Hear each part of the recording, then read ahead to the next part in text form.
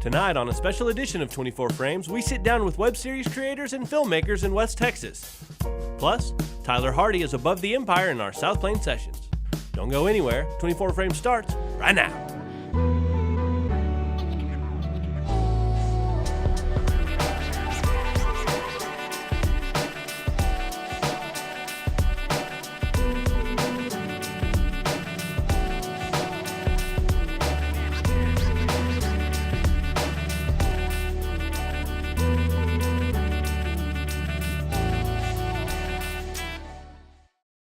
I'm John. I'm Daniel. Rachel. And this is Benjamin. And we're the producers of the Cat Webseries. The Cat Webseries is it's a mockumentary about a superhero who's not very good at being a superhero in a universe where superheroes are a common thing. I kind of explain him as he's got no power, so think Batman, but with no money and no real reason to do it other than a lot of heart and no talent. Yeah, no talent. The cat also thinks he's a lot better at what he does than he actually is. So Yeah, that's very much he true. thinks he's actually a good superhero. So The way we work on the episodes is we sit down and we kind of go through a timeline of, okay, well, what's going to happen this season on the show? Okay, so we've got 20 episodes this season, and we want to have this happen around here. And we'll have little mini arcs sometimes within the season where these 3 episodes all kind of go together. So that's the first step, is we usually timeline it out, with the overall story and how that's going to go together. But a lot of the time, that changes as we actually start making them, because actors are like, ooh, I have an idea, because we're totally open to the other people on the show coming to us and be like, what if we did this? I mean, whenever we do an episode, there's always ad-libbing and improv, and things are added as we're going along. Someone will come up with an idea and we'll be like, oh yeah, let's do that. And so... Well, especially because most of the time our episodes do not have an actual script. What it'll have is there'll be basically a sentence for what happens before the opening credits and a sentence for what happens after the opening credits. And then we as the actors get to decide, okay, well, how do we get there? And we know, okay, well, this needs to happen, and this needs to happen, and this needs to happen. But beyond that, it's kind of whatever happens. Bye, Ben. So season 1 kind of ended with a tragic event, and season 2 picks up with the cat and Chris and all the other characters trying to deal with that tragedy. The cat maybe for the first time in his life dealing with something as big as this and not really handling it well. he's gotten some resolve back to go after the guys who caused the thing in the last season. And so he's decided to put together a team of superheroes. So a, C-list Justice League, kind of called the World's United Justice Force League of America 2. When we did the convention here in Lubbock, the Lubbock Comic Book Expo, and we did that one, and that one, there was a ton of people, and we did a showing. A lot of people actually went and watched and hung out afterwards and talked to us. It's interesting to see people that have never seen it in those situations, because we're usually kind of out of place at a comic book or anime convention trying to explain a live action web series, but the reaction's always been pretty kind and nice once people actually take the chance, and it's always fun to talk to people about it and then go home and see that person maybe leave a comment on a video or something on Facebook, and then it's gratifying to know that they actually went home and watched it. Well, when we went to Amarillo Con the second time, we actually had people who remembered us from and the year wanted before, to know if the second season was ready, and so people who are actually interested in following it. And Yo, Catman. Get noticed sometimes. Actually, it's just the Catman. I mean, it's not Catman, it's the cat, man. I mean, it's the cat, dude.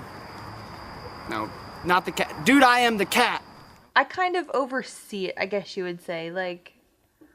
I let them kind of do their thing, and I stand back a little bit and, try to oversee it and then interject when necessary. And a lot of times I feel like we're doing stuff and we know what the story is, so we understand what's going on. She'll be like, that doesn't make sense. Rachel's kind of the memory sometime too, because we'll get real excited in the middle of an episode about one joke and then go off on that for a while, and she'll be like, don't we still need to make sure this thing happens? And we'll be like, Oh yeah, Probably that's important. kind of the whole point of this episode, not this one dumb joke or whatever. Yeah. So We have filmed episode 32, so there'll be 8 more episodes after that for the rest of this season.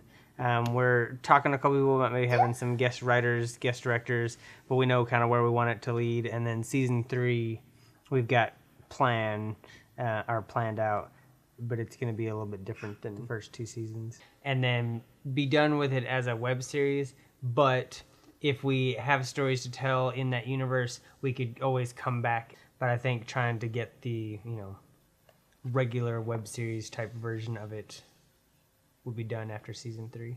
the plan for the story has closure and an ending with season 3, but we wanted to leave it open enough, like you said, that we could come back if we wanted to. House is full of distractions. We are on YouTube / the Cat Webseries, all one word. You can Google search the Cat Webseries and find us pretty easy, but don't just search the cat, because we didn't Yeah. think that one through. Yeah, if you go to YouTube, there are apparently other cats on there. Yeah.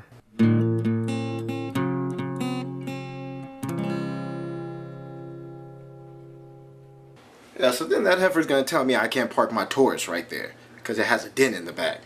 Oh, you were asking about the baby. So this is Charles, baby Charles, not to be confused with my other homie Charles, the superhero. All right. So hey, I'm gonna put you down right quick because I gotta go pee pee. Getting a little husky for that chair, huh? Fat boy. All right, that thigh's gonna just stay there. Oh, okay. Hey, I gotta pee, but I'll be right back. Don't go anywhere. Okay, I'll be right back. Hey, Chris, are we out of pudding?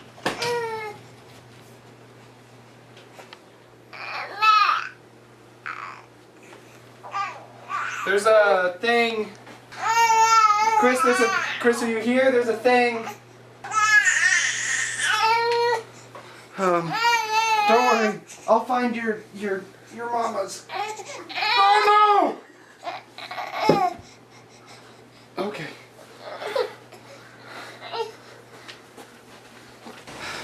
Maybe your mom went to the park and forgot you in our living room.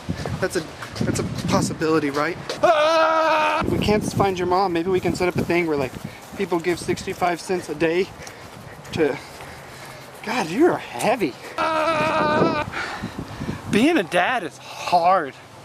I've been a dad for like 15 minutes and it's been insane. People make it look really easy on television, but it is hard. Your arm gets tired. Your hat's kind of like my hat. I started wearing a hat because Chris said that I didn't look put together anymore the past couple months, and so I thought like I'd add something to what was going on. Plus, like, I got a hole in the top part of my mask, and so my hair sticks out and it looks weird. Why do you wear a hat? Oh. You're kind of young to already be bald. What sort of things are you into? What do babies do? Like if I... Hey. I'm talking to you. This baby's kind of a jerk. Well, it's been like 30 minutes and I can't find his mom, so I guess I'm just gonna have to adopt him. Name him Little Xander.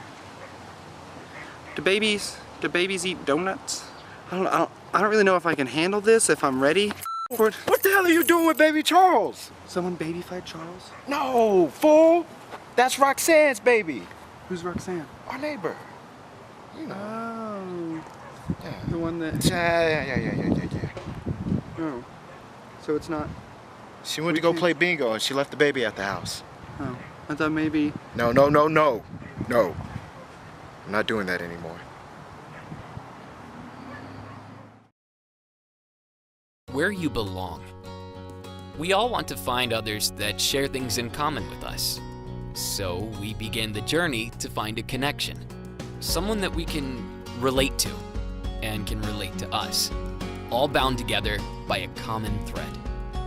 It may not seem like much at first, but as things come into focus, we find ourselves as part of something powerful, something greater than ourselves. We're here. Let's connect. All right, guys, let's start. Tell me a little bit about the history of Green Truck Visuals, how you guys met and got started. Well, me and Tanner, actually, we met in 7th grade in a theater class. And I remember one day I was just at his house hanging out, and he just whipped out a camera kind of, and we just jumped on and went with it. It was never really planned. Yeah, we just jumped and started. We filmed, it was called Morning Days, and from then I remember leaving, and me and Tanner talk about it, I remember leaving his house and being really affected by that moment because I'd never been in front of a camera before anything, and we were both doing theater for the first time, so it kind of just all went together, and we met a buddy, Chris, who I actually competed in speech and debate with, and me and him like had a real good vibe with each other on acting terms, and eventually we just kind of became Green Truck Visuals, and we're just doing all our own skits and everything. And Tanner was doing some Pearl Snap stuff, which was another YouTube channel, and it was a lot of fun. We kind of were competing with each other for a while. Real friendly competition. It'd be like, oh my God, I gotta top that. So you guys were kind of doing your own separate things. What kind of brought you guys back together?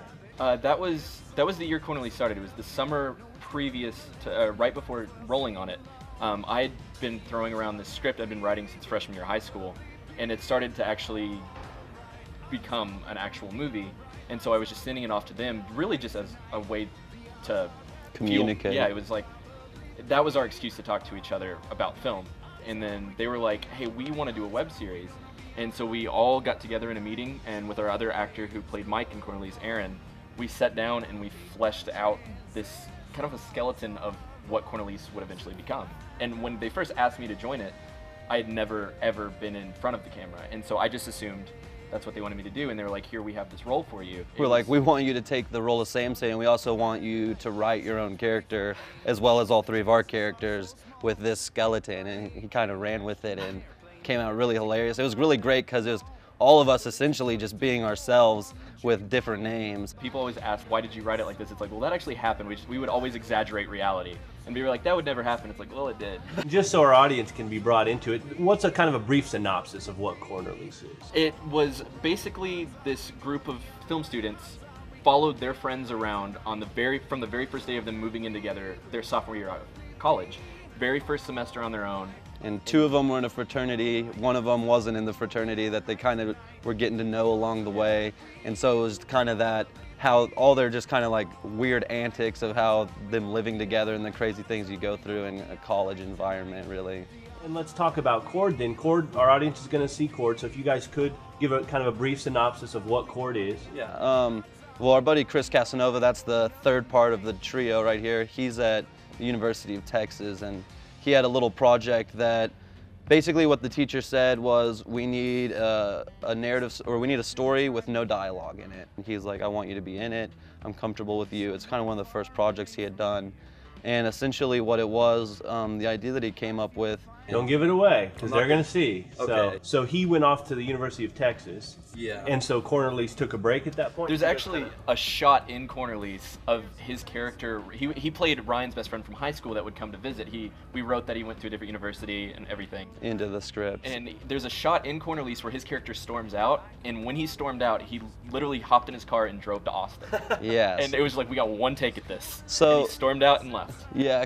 So now you guys are back working as a trio, and there's even more people involved. And the new film that you guys are working on is Intersection, which you wrote. Give us kind of a synopsis of what that story is. This story, and I cannot preface this enough, and I hate when filmmakers say this, but it is based on true events. And it was earlier this year, and one day I was at home, and he comes through the front door, and usually when he comes through the front door, it's instantly like we're just like happy, hanging out, whatever. And he was just had this look on his face, and he was like, let's go talk. And we went in there, and he was like visibly shaken up, and he saw this guy at a stoplight, and his head was against the steering wheel, and he was looking at him. He was like, oh, what's this guy doing? And he said when he looked up, when he was on the phone, he said this guy, and there's a line in the script that's like, this guy wasn't crying. He's like, I've seen crying, this was pain. And he said he was just bawling. Yeah, and I was at that stoplight, and the guy looked up, and I legitimately, in real life, real time, had never seen anybody crying like that. And it kind of put things in perspective to me. You know, we had, I'm looking at it, I'm like turning my music down, like trying to figure out, and we make eye contact. And right then the light turns green, guy takes a right and just gets out of there. And it put a lot of things in perspective to me that I was really kind of unhappy for little tiny things. And I really considered myself pretty fortunate after I'd seen this. And This was then, an hour-long conversation we had. Like, it was a real heart-to-heart conversation, but then it was our hour and a half in, we're just Yeah. like, Our we're gonna minds write the kinda- movie about that.